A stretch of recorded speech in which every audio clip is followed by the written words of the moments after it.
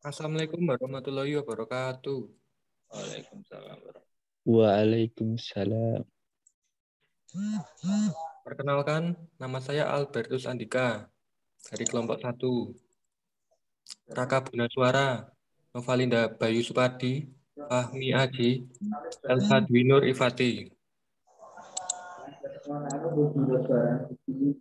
Ini saya akan menjelaskan tentang pengertian arsitektur komputer, yaitu suatu ilmu arsitektur komputer lebih menekankan kepada konsep dari sebuah sistem komputer dan implementasi dari perencanaan akan fokus pada tiap bagian, terutama pada kerja CPU.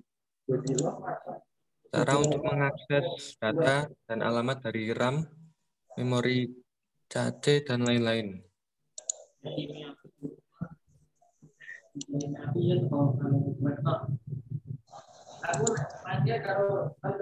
Evolusi pengertian. Tahun 1950 sampai 1960, arsitektur komputer didefinisikan sebagai komputer aritmatik atau kalkulator yang dibuat untuk menghitung persamaan matematis pada masa itu. Tahun 1970 sampai pertengahan 1980, arsitektur komputer merupakan suatu desain instruksi untuk suatu compiler. Tahun 1990, arsitektur komputer yakni berbentuk desain CPU, sistem memori, sistem I/O, multiprosesor, dan network komputer.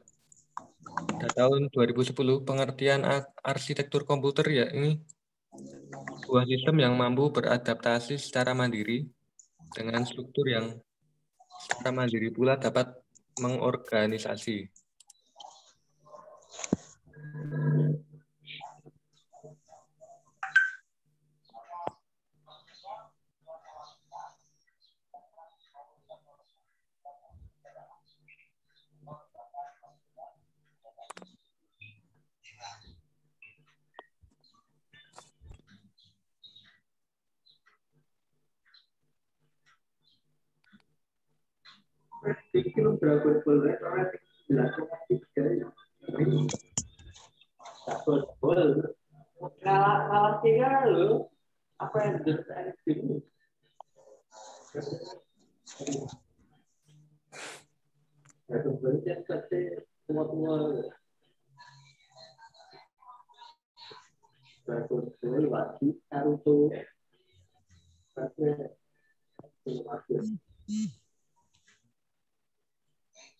Your name malah 98.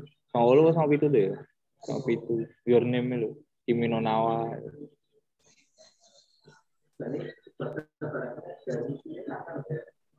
Movie ini nganu ya pas ngelawan Brazil.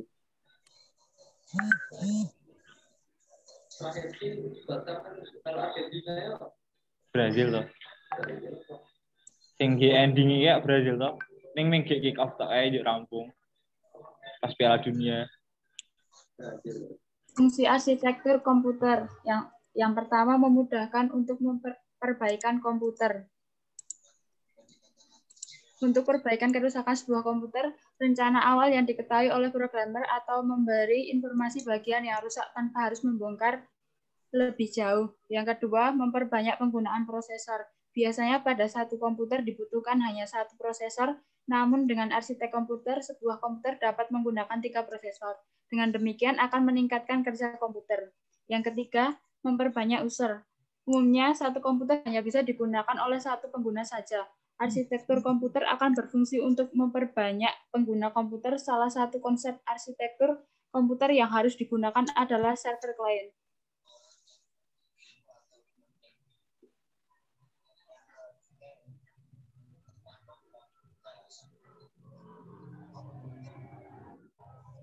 Yang keempat, memastikan komponen berjalan dengan lancar. Sebuah arsitektur komputer merupakan keseluruhan komponen yang saling berhubungan. Untuk itu, arsitek komputer dapat memastikan seluruh komponen dapat berfungsi dengan benar. Yang kelima, memberikan gambaran aplikasi yang akan dibuat. perkembangan sebuah aplikasi dipengaruhi oleh arsitek komputer.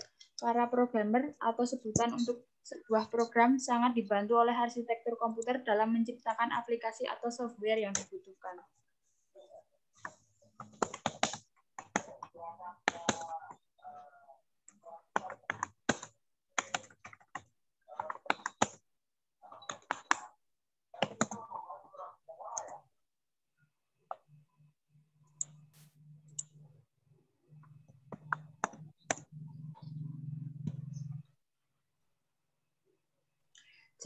Jenis arsitektur komputer. Yang pertama, komponen MISD. MISD kepanjangan dari Multiple Instruction Single Data, salah satu jenis arsitektur datar yang menggunakan lebih dari satu prosesor. Pada komputer MISD, dalam pengolahan satu data, setiap prosesor menggunakan instruksi yang berbeda.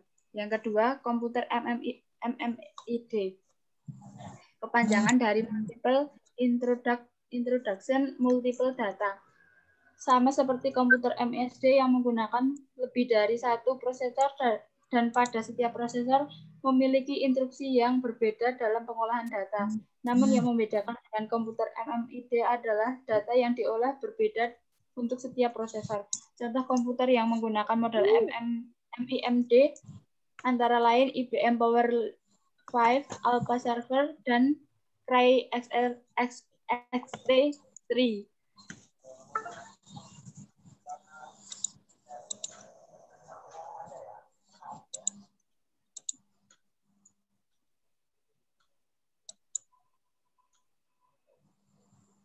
Yang ketiga, komputer SISD. SISD singkatan dari Single Introduction Single Data. Jenis arsitektur ini menggunakan arsitektur von Neumann karena hanya menggunakan satu prosesor saja. Sebutan lain untuk model ini adalah komputasi tunggal. Sebagai contoh, ketika pengolahan matematika atau logika hanya dapat dilakukan sebanyak satu kali. Jadi ketika ada satu instruksi yang masuk, komputer hanya dapat membaca data satu kali saja. Contoh dari komputer yang menggunakan model SISD, yaitu komputer mini. Yang keempat, komputer AMD singkatan dari Single Instruction Multiple Data. Model ini dibangun dengan sistem paralel dan dalam satu unit kontrol dapat mengendalikan semua prosesor.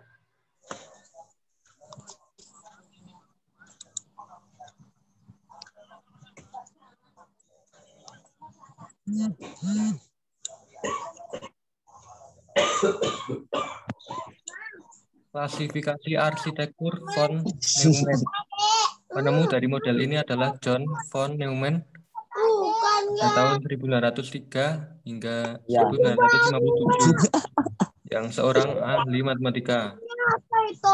Adapun karakteristik dari von Neumann sebagai berikut. Terdiri dari beberapa komponen, antara lain memori utama untuk menyimpan data atau instruksi, arithmetic logic unit untuk mengolah data, control unit, perangkat I/O untuk interaksi dengan lingkungan luar. Kedua, memiliki jalur bus sebagai penghubung antara beberapa komponen dalam mesin von Neumann. Mesin ini menjalankan instruksi secara berurutan. Yang keempat, stored program komputer atau program tersimpan yang menyimpan instruksi program dalam memori elektronik.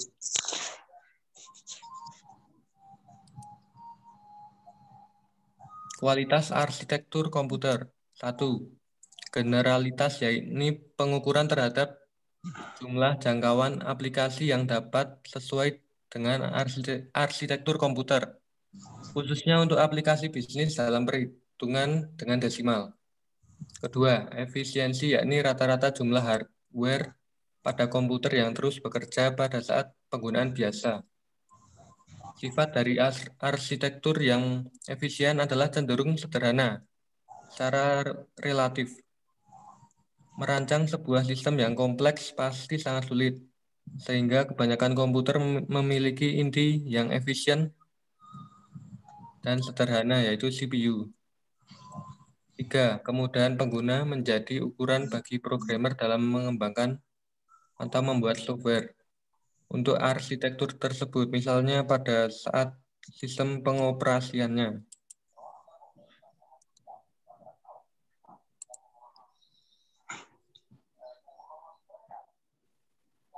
Selanjutnya, untuk kualitas arsitektur komputer yang keempat, yaitu daya tempa, yakni ukuran bagi perancang aplikasi untuk mengimplementasikan arsitektur komputer dalam jangkauan luas. Dan yang kelima, daya kembang, yaitu ukuran bagi programmer untuk mengembangkan kemampuan dalam membuat arsitektur seperti kemampuan ukuran memori maksimum atau bisa juga pada kemampuan aritmetiknya.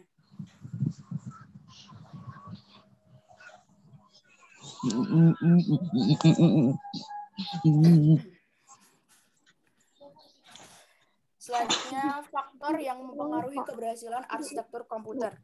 Ada beberapa faktor yang mempengaruhi keberhasilan pada suatu arsitektur komputer, antara lain yaitu yang pertama, manfaat dari arsitektur komputer yang dapat diukur dengan beberapa aspek, antara lain applicability, penerapan, compatible, cocok, mayability, kelenturan, dan expandability dapat diperluas.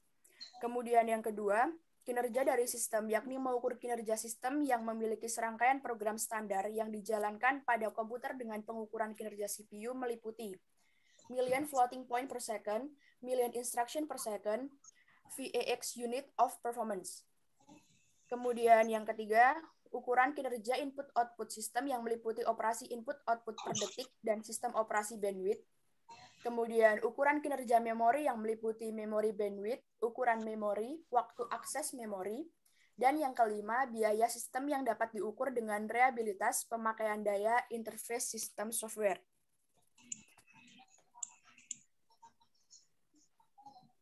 Oke, jadi demikian yang dapat kelompok 1 sampaikan. Apakah ada yang ingin ditanyakan?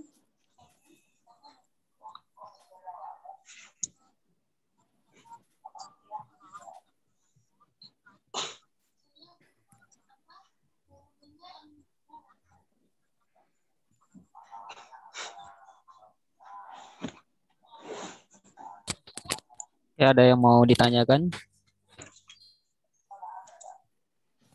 Saya Pak mau bertanya. Ya, silakan.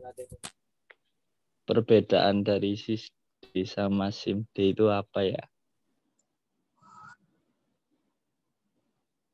Ya, silakan di yang mana? Kelompok 1.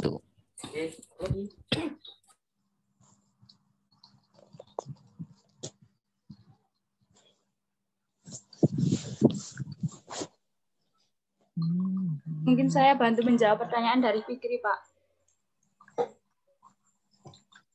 Ya, silakan. Perbedaan antara SISD dan SIMD, kalau SISD itu instruksinya dikerjakan berurutan satu demi satu, sedangkan SIMD instruksi dapat dikerjakan tanpa berurutan. Kemudian kalau SISD terdiri dari satu pemrosesan, sedangkan SIMD terdiri lebih dari satu pemrosesan. Kemudian SISD operasi terhadap satu elemen, sedangkan SIMD operasi berhadap berbagai elemen yang berbeda. Kemudian yang SISD singkatan kecepatan kurang karena instruksi yang dilakukan satu demi satu, sedangkan SIMD peningkatan kecepatan dengan jumlah hardware.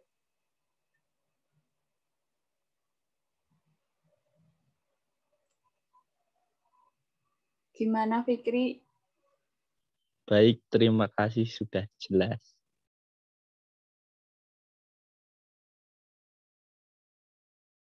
Mungkin ada yang mau bertanya lagi? Saya izin bertanya.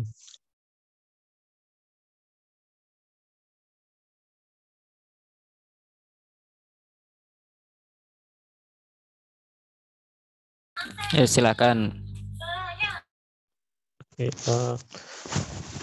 bagaimana arsitektur bisa sangat mempengaruhi dalam pembuatan program yang dibuat oleh programmer?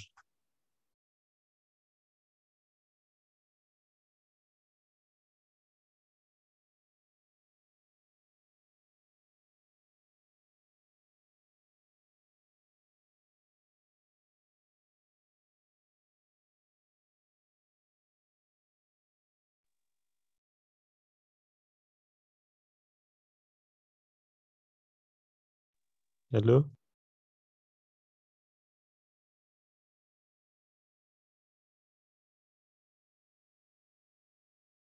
Oke, silakan kelompok 1. Butuh waktu untuk cari atau bagaimana?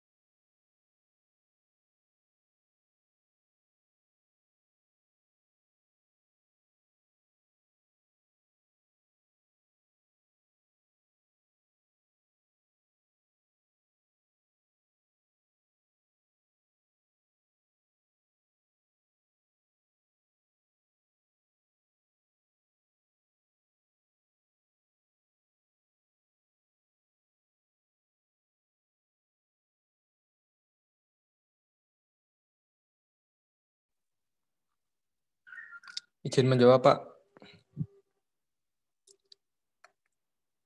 Pertanyaannya, langsung saja. Oh, pertanyaannya apa, Mas? arsitektur dapat sangat mempengaruhi terhadap pembuatan program. Karena arsitektur itu mengonsep perancangan. Pada tahap ini, arsitek melakukan persiapan rancangan meliputi pemeriksaan seluruh data, informasi yang diterima, membuat analisis dan pengolahan data. Yang kedua, adanya prarancangan, membuat skematik desain. Yang ketiga, mengembangkan rancangan. Di tahap ini, arsitek bekerja atas dasar prarancangan yang telah disetujui oleh jasa untuk menentukan sistem konstruksi dan struktur bangunan. Sistem program. Yang keempat, membuat gambar kerja. Udah, Pak. Oke. Oke, saya share screen bentar. Ini mungkin perlu ditanya nih. Maka yang dipresentasikan tadi itu yang dimaksud adalah arsitektur set instruksi atau kalau disebut AISA, arsitektur set instruksi. Ini kan adalah model abstrak dari komputer. Ini disebut juga arsitektur. Realisasinya contohnya adalah CPU dan implementasi. Apakah tadi yang dipresentasikan itu mengenai ini atau lebih ke arsitektur komputer ya? Saya kok agak kurang dapat untuk set instruksinya. Jenis-jenis arsitekturnya kan di sini ada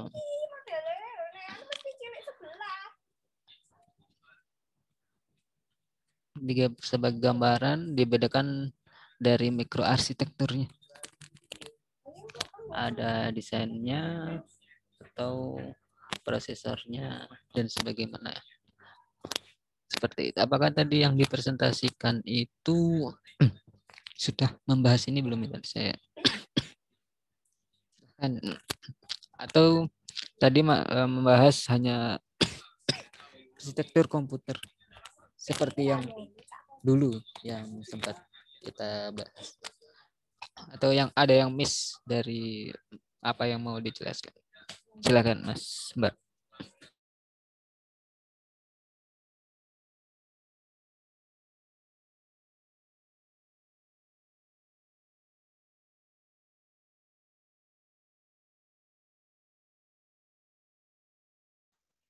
Iya, izin menjawab, Pak.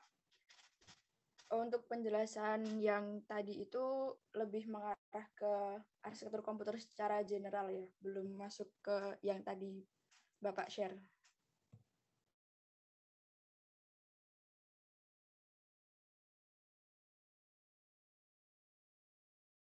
Oke, mungkin saya yang salah. Maksud saya tadi materi 4 kelompok itu di dalam materi set instruksi. Ada arsitekturnya, ada operan, set operan, dan sebagainya. Tidak mengapa. Berarti mungkin saya yang kurang menjelaskan di awal. Oke, ada lagi untuk kelompok 1. Kalau tidak ada, kita beri applause buat kelompok. Oke, silahkan selanjutnya kelompok 2. Waktu dan tempat saya persilahkan.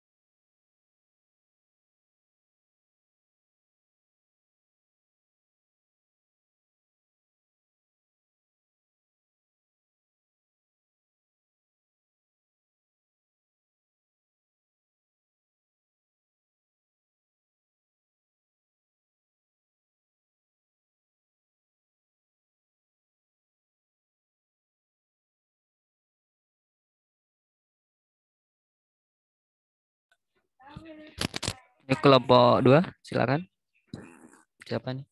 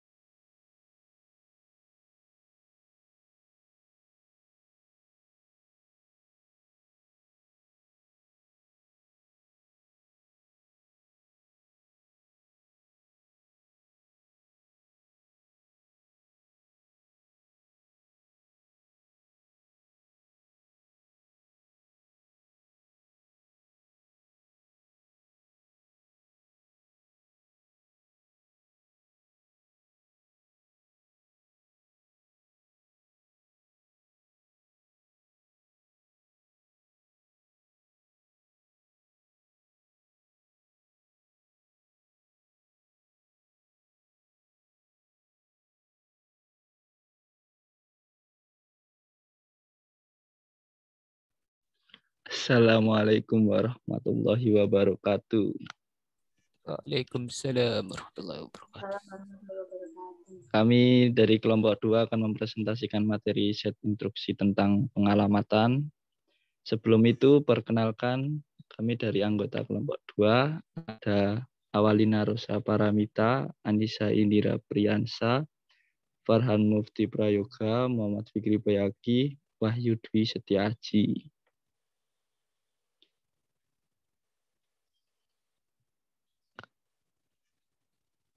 Masuk pada slide yang pertama. Pengalamatan. Ada dua cara yang biasa digunakan dalam penempatan operan instruksi, yaitu pada lokasi memori utama dan register CPU. Jika operan ditempatkan pada memori utama, alamat lokasi harus diberikan oleh instruksi dalam medan operan.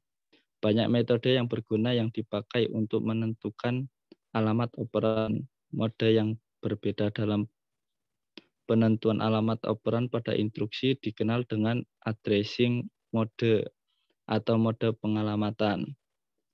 Mode pengalamatan yang populer itu ada 1.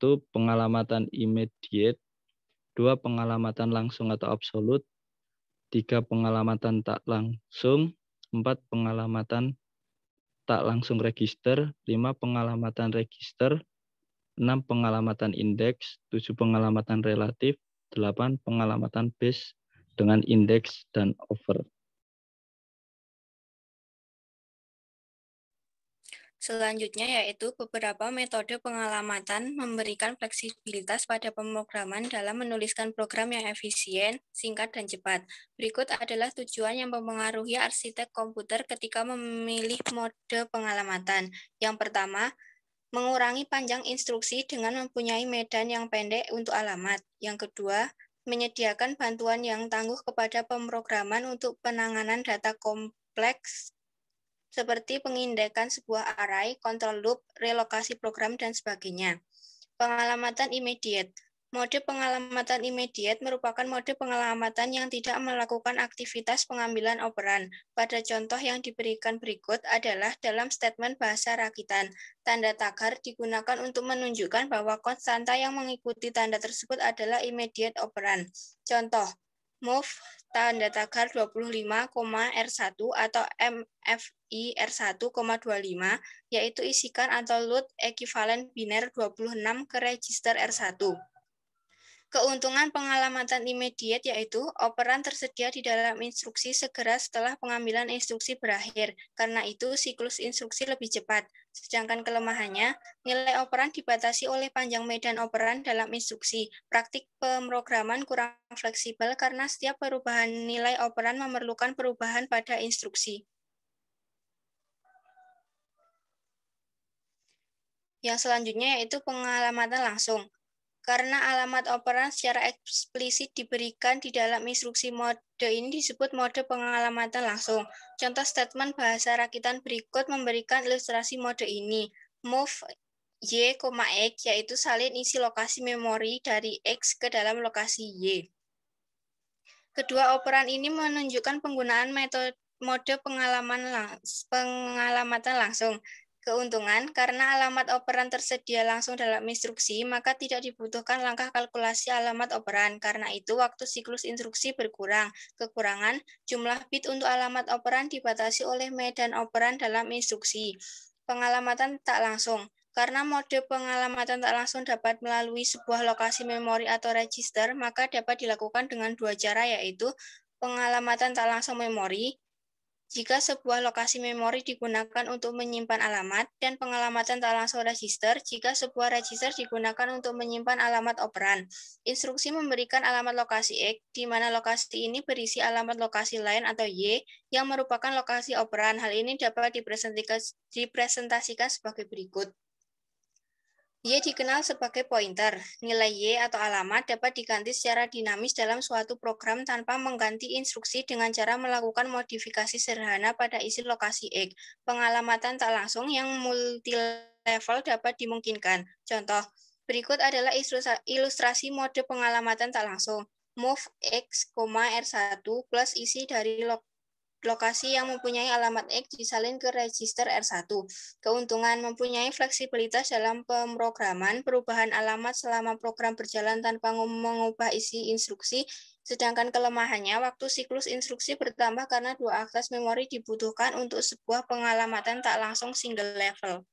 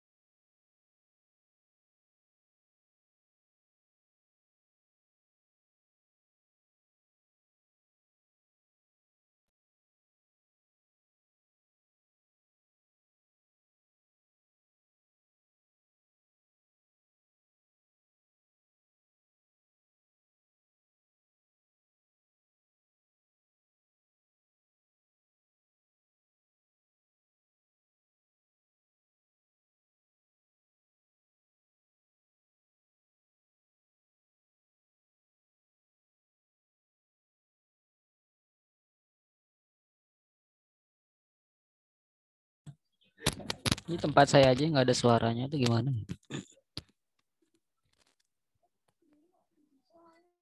Memang tidak ada suaranya, Pak. Maaf Pak, lagi ada.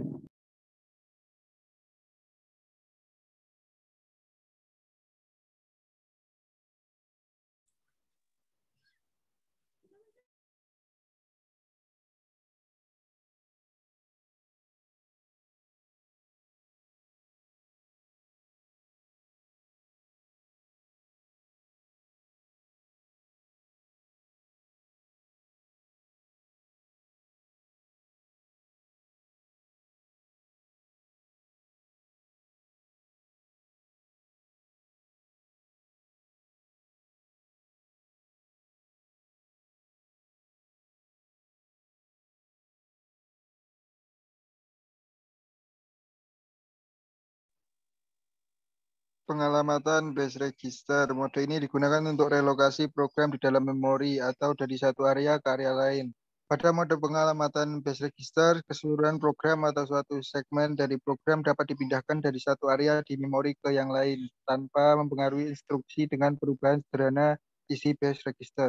Hal ini penting untuk sistem multiprogramming karena untuk waktu yang berbeda atau run, area berbeda dari memori tersedia untuk sebuah program. Sebuah CPU dapat mempunyai lebih dari satu base register. Keuntungan, medan alamat operand dalam instruksi sangat pendek karena hanya memberikan offset atau perpindahan alamat operand di kalkulasi tanpa akses memori.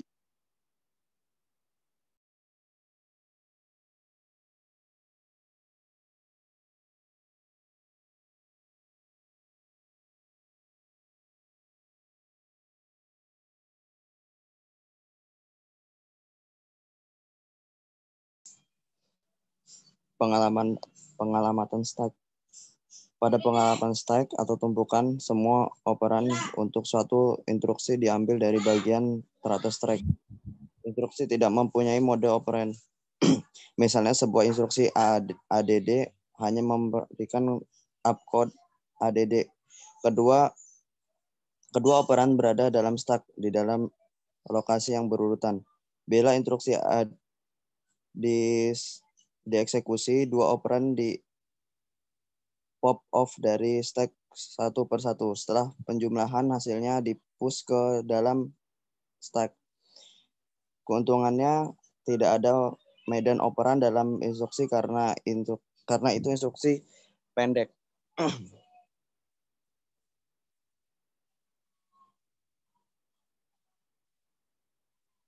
Ya mungkin itu yang bisa kami sampaikan. Mungkin dari teman-teman ada yang kurang jelas atau ada yang ingin tanyakan, silakan.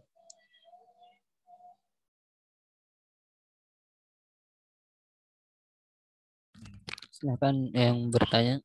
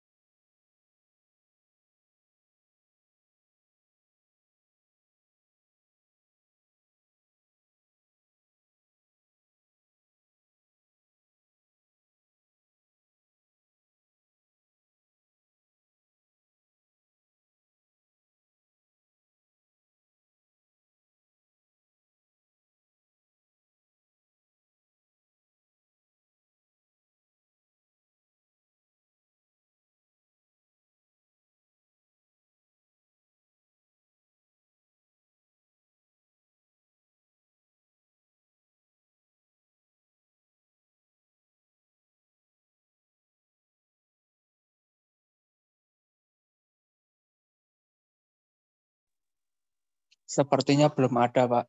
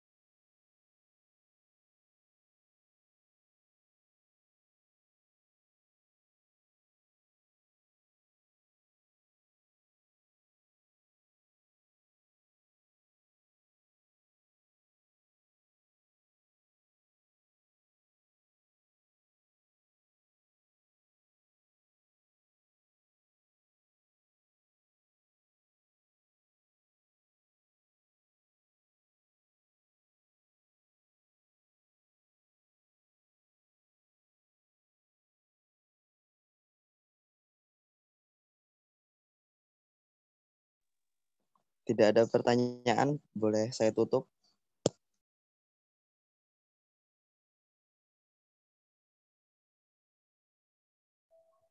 Silahkan, Mbak. Monggo, monggo. Ya, mungkin sekian yang dapat disampaikan oleh kelompok kami. Untuk segala kekurangannya mohon maaf. Assalamualaikum warahmatullahi wabarakatuh.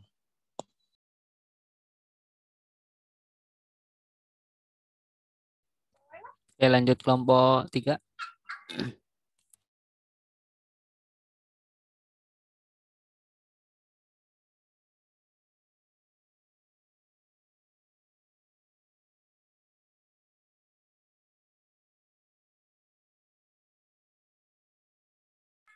Kita beri aplaus dulu untuk kelompok 2. Oke, silahkan kelompok 3. Waktu dan tempat saya persilahkan.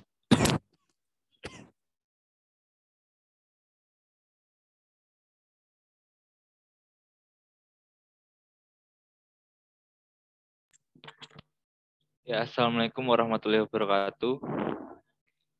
Di sini kelompok 3 akan menjelaskan tentang tipe-tipe operasi.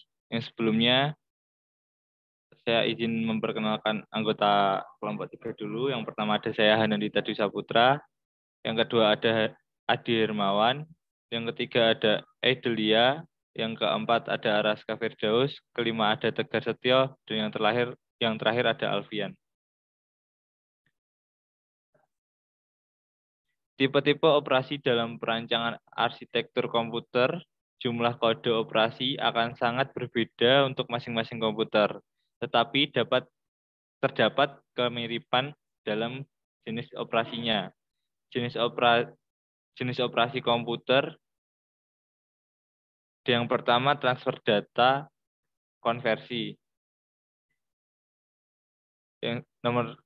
Yang pertama menetapkan lokasi operan, sumber, dan operan tujuan. Yang kedua, lokasi-lokasi tersebut dapat berupa memori, register, atau bagian paling atas dari stack. Ketiga, menetapkan panjang data yang dipindahkan. Keempat, menetapkan mode pengalamatan.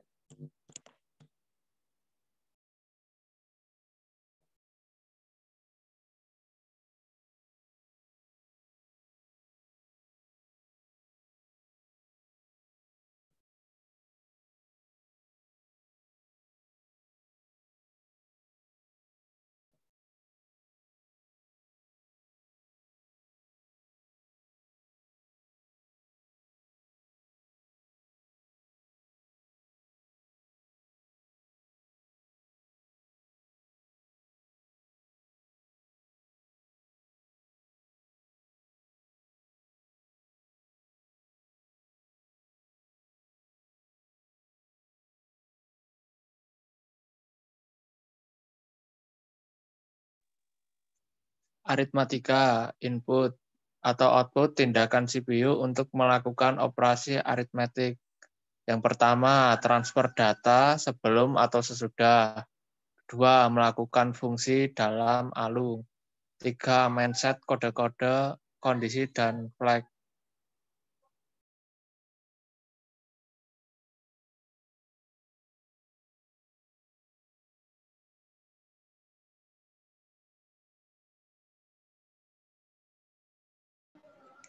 Logika, kontrol sistem, dan transfer. Kontrol tindakan CPU sama dengan aritmetik operasi set instruksi untuk operasi logikal. Yang satu, AND, OR, NOT, XOR. Yang kedua, compare, melakukan perbandingan logika. Ketiga, tes, menguji kondisi tertentu. Keempat, shift, operan menggeser ke kiri atau kanan menyebabkan konstanta pada ujung bit. Kelima, rotate, operan menggeser ke kiri atau ke kanan dengan ujung yang terjalin.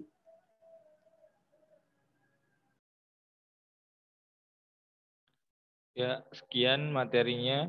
Apakah ada yang ditanyakan?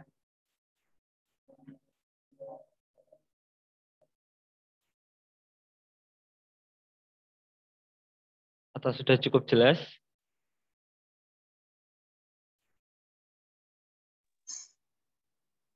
Sepertinya sudah. Apabila sudah, saya tutup. Sekian dari kelompok 3. Assalamualaikum warahmatullahi wabarakatuh.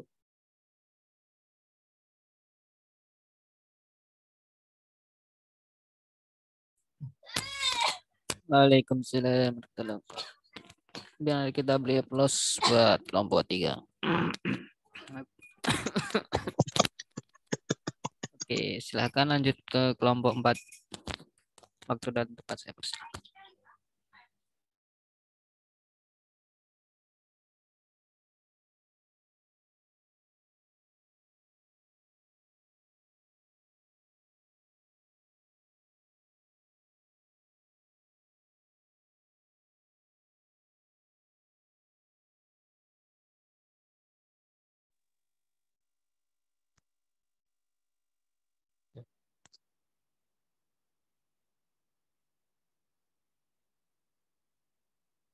Ini sudah kelihatan belum ini?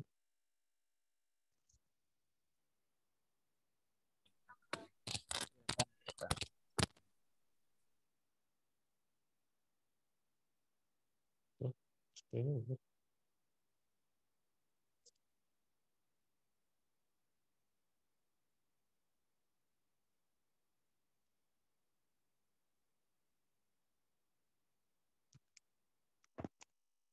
Tes tuh, ini sudah kelihatan belum presentasinya?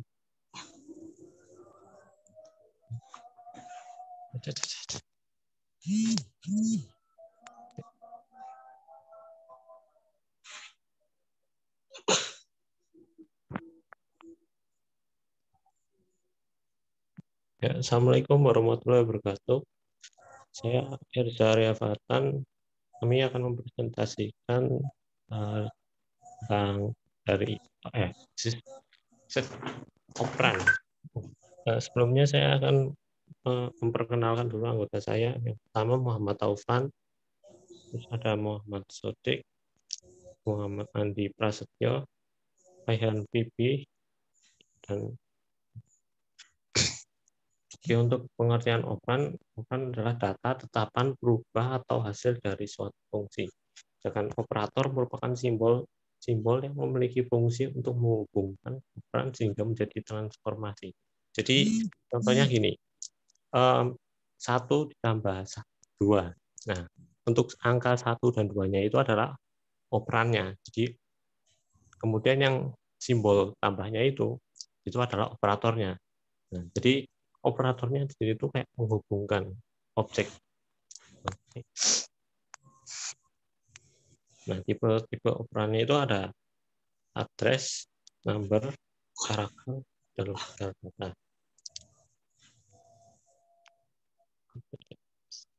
Pertama yang address. Address itu merupakan teknik pengalamatan pada komputer. Jenis-jenis addressing mode, teknik pengalamatan yang paling umum yang sering digunakan ada 7. Di antaranya immediate, direct, indirect, register, indirect, displacement, dan stack.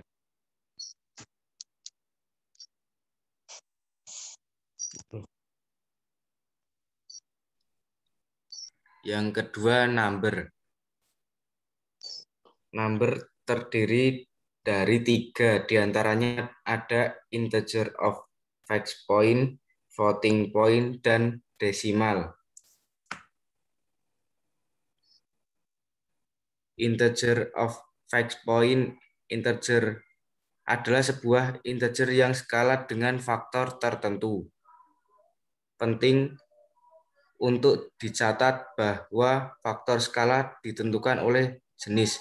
Itu adalah sama untuk semua nilai dari jenis fixed titik tertentu. Yang kedua, floating point. Floating point adalah sebuah bilangan yang digunakan untuk menggambarkan sebuah nilai yang sangat besar atau sangat kecil.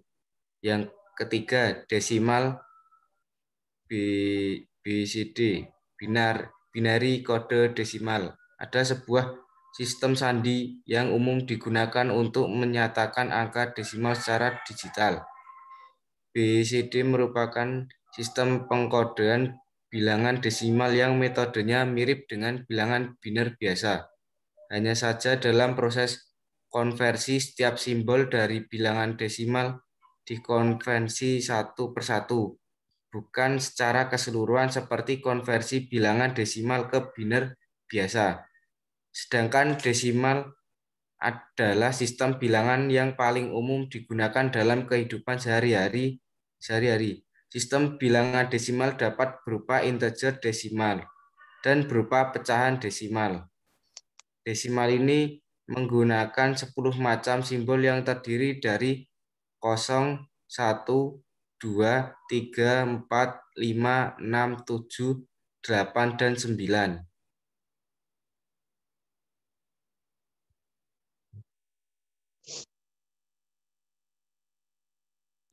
Kemudian karakter. Nah, karakter sendiri dibagi menjadi dua.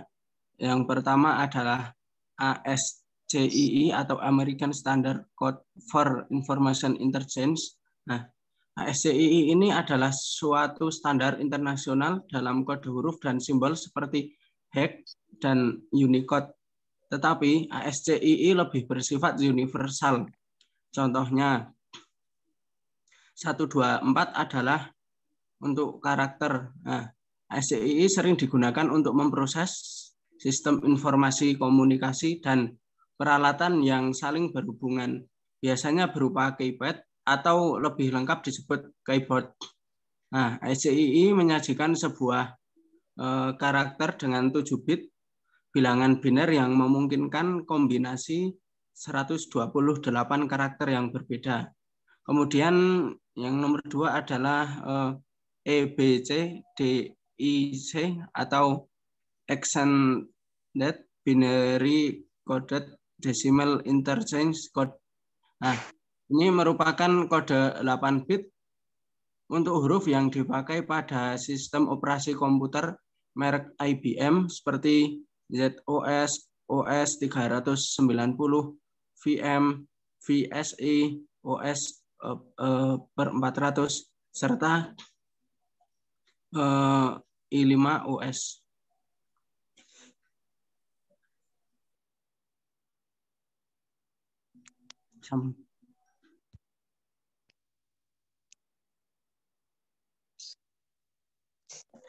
Selanjutnya ada logical data. Logical data adalah bila data berbentuk binari 0 dan 1. Contoh-contohnya operator aritmatika. Operator untuk melakukan fungsi aritmatika seperti penjumlahan, mengurangkan, mengkalikan, dan membagi. Yang kedua, operator relasional. Operator untuk menyatakan relasi untuk perbandingan antara dua operan seperti lebih besar atau sama, lebih kecil atau sama, dan tidak sama. Yang berikutnya, operator logit. Operator untuk merelasikan operan secara logis seperti AND, OR, atau NOT.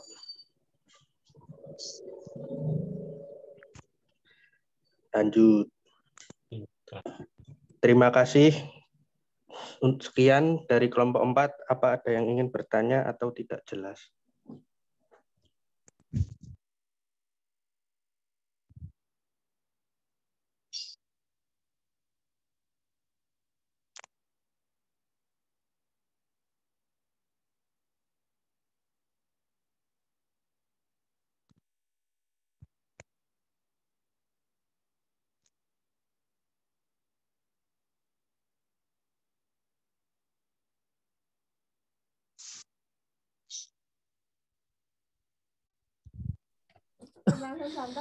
Oke, karena sudah jam 12 ya, ini udah waktunya sholat juga harusnya tadi. Dan yang kita selesai jam 12. Kita sudahi ya. Semoga apa yang disampaikan teman-teman kepada teman-teman kalian juga ada manfaatnya dan bisa bermanfaat buat saya dan kita semua. Oke, nanti materinya diupload di assignment. Nanti saya buat assignmentnya, dibuat PDF aja, nggak apa-apa, dikecilin. Untuk ketua kelompoknya PPT-nya. Tapi kalau kegedean ya di PDF juga nggak apa-apa. Oke, ada yang mau ditanyakan sebelum saya tutup? Kalau tidak ada, saya tutup. Sekian dari saya. Assalamualaikum warahmatullahi wabarakatuh. Waalaikumsalam warahmatullahi wabarakatuh. Waalaikumsalam. Waalaikumsalam warahmatullahi wabarakatuh.